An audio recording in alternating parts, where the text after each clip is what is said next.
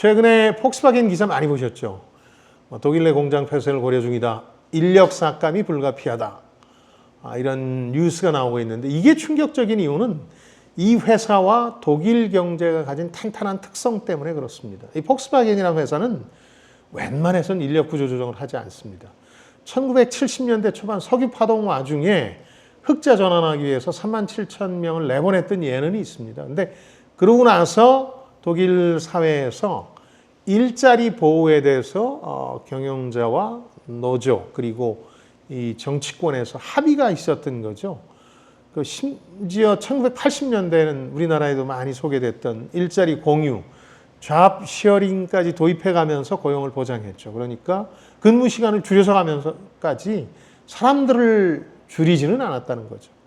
근데 최근 30년간은 특히 노사협약을 통해서 고용 보장을 제도화해온 터인데 이걸 이제 깨겠다는 거죠. 2025년부터 그렇게 되면 가능해지는데. 근데 이 얘기를 바꾸면 이 고용 보장이 이렇게 철두철미했다는 얘기는 그만큼 폭스바겐이라는 회사, 독일 경제가 잘 나갔다. 그런 거겠죠. 올해 들어서 지금 폭스바겐뿐만 아니라 독일 경제가 상당히 어려워지고 있는데요. 우선 포르쉐나 아우디 같은 10개 브랜드를 가지고 일본 토요타에 이어서 세계 2위 자동차 그룹인 폭스바겐은 올해 상반기에만 영업이익이 반토막이 났습니다. 매출도 3% 가까이 줄고 있습니다. 위기감이 고조되고 있는 상황이죠. 2018년에 우리도 기억하는 그 악명 높았던 배출가스 사기 사건, 이 당시도 이 정도는 아니었기 때문에 독일인들은 그리고 세계인들은 상당한 충격으로 받아들이고 있습니다. 독일 경제에서 이 자동차 산업보다 중요한 산업은 없고 또 이 자동차 산업에서 폭스바겐보다 중요한 기업도 없습니다. 이 최대 기업인 폭스바겐의 경우에 뭐 이런 얘기를 패러디하면 적당할 것 같습니다. 왜 1970년대 이후 미국에서 이런 얘기를 줄곧 써왔죠. GM에 좋은 게 미국에도 좋다. 뭐 이런 얘기인데 이걸 폭스바겐에 적용하면 폭스바겐에 좋은 건 독일에도 좋다. 근데 지금은 폭스바겐의 불행이 곧 독일 경제의 비극이다. 이렇게 말을 바꿀 수 있겠습니다. 독일 경제는 지금 올해 마이너스 0.2% 정도 성장하지 않겠느냐. 마이너스입니다. 근데 당초는 플러스 0.3% 성장을 기대했거든요.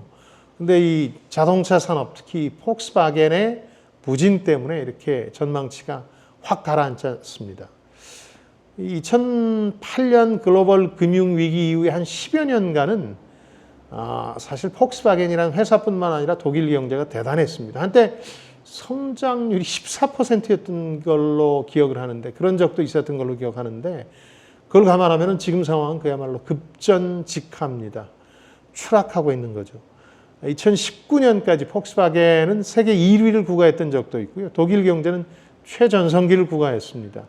그 후에 내리막이긴 한데 그때도 위안거리는 있었어요. 왜냐하면 팬데믹도 있었고 2022년에는 러시아의 우크라이나 침공이 있었기 때문에 그래서 그런 게 아니냐 스스로 자위도 하곤 했습니다만 그런 요소들이 사라지고 나서 지금 폭스바겐과 독일 경제의 민낯이 드러나고 있는 겁니다.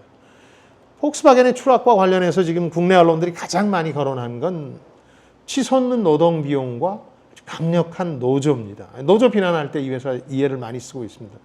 일반적인 자동차 선진국 공장에 비해서 지금 폭스바겐 공장의 노동 비용이 25%가 높다. 중국에 비해서는 무려 50% 정도가 더 높다. 이런 지적들이 나오는데 이런 상황에서도 지금 자동차 노조가 포함된 독일의 최대이자 유럽 최대 산업 노조죠. 이 산별 노조인 IG 메탈은 고용 보정과 7% 임금 인상을 요구하고 있다는 거죠. 공장 폐쇄와 인력 삭감을 두고도 지금 시위가 본격화되고 있습니다. 근데 시야를 조금 더 넓혀보면 폭스바겐과 자동차 산업, 독일 경영진과 지도자들의 판단착오도 간과할 수 없습니다. 글로벌 금융위기 이후에 폭스바겐과 독일 경제가 누려온 10년의 황금기를 영어로는 골든 데케이드라고 합니다. 잃어버린 10년이 아니라 이건 황금기 10년이라는 뜻입니다. 근데 이때 이 전기차 같은 미래형 자동차 패권 전쟁이 본격화되고 있었는데 여기서 뒤처져 버렸다는 거죠. 그러니까 너무 잘 나가다 보니까 현실에 안주해버렸다 할까 뭐 이렇게 보셔야 되는데 최근에 독일 내에서 나오는 자성의 목소리 이런 걸 좀 뒤져봤더니 너무 잘 나가서 안일해졌다. 그 성공이 영원히 지속될 줄 알았다. 뭐 이런 표현들이 보입니다. 중국과 협력한 부분도 지금은 독소가 돼 돌아오고 있습니다. 폭스바겐은 사실 외국 자동차 기업들이 진출하기 가장 까다로운 중국에서 가장 성공적으로 공략해온 회사로 꼽힙니다. 근데 중국의 지금 전기차 회사들 BYD라든가 지리, 뭐 니로 같은 회사들이 중국 시장뿐만 아니라 유럽 전체를 휩쓸면서 본격적인 고민이 시작되고 있는 거죠. 중국 시장에서 판매가 급격히 줄었고 중국 제품에 대한 관세를 부과해서 중국 제품들하고 싸워보자니 이게 또 중국 시장에서의 보복이 두려워서 그러지도 못하는 상황입니다. 이런 처지에서 지금 독일 정치권도 전기차에 대한 보조금 대폭 줄였다가 중국과의 경쟁이 어려워지니까 지금 되살리려는 움직임도 보이고 있죠. 모든 게 지나치게 잘 나가던 시절의 행태를 버리지 못해서 뒤늦게 적응하려다 보니까 생기는 렉 현상입니다. 지체 현상. 우리도 지금 현 정부 들어서 한 2년 넘게 렉에 걸려 있는 게 아닌가 이런 생각하게 됩니다. 지금까지 김방희였습니다. 저는 여러분들의 성공을 응원합니다. 좋아요, 댓글, 구독 잊지 마시고요. 고맙습니다.